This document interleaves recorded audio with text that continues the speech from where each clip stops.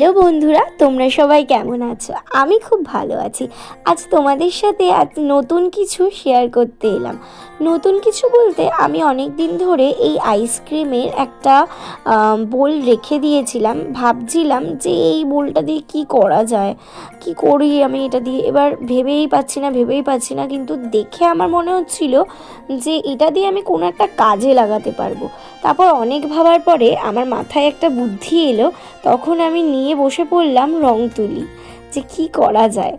আর করা যায় কি, আইডিয়াটা কিন্তু মাথাতে আগের থেকেই ছিল, কিন্তু যখন রং তুলি নিলাম তখন অবধি ভাবছি ডিজাইনটা আমি কি করব। আর রং তুলি যখন হাতে আমার চলেই আসে তখন অটোমেটিকলি আমার চিন্তা ভাবনাগুলো যেন মাথায় আসতে শুরু হয়ে যায়। তাই যেমন ভাবা তেমন কাজ, আমি শুরু করে দিলাম সমস্ত কাজটাই করতে। প্রথমে আমি সাদা দিয়ে একটু করে নিয়েছিলাম আগের স্টেপটা, তারপরে আমি কালো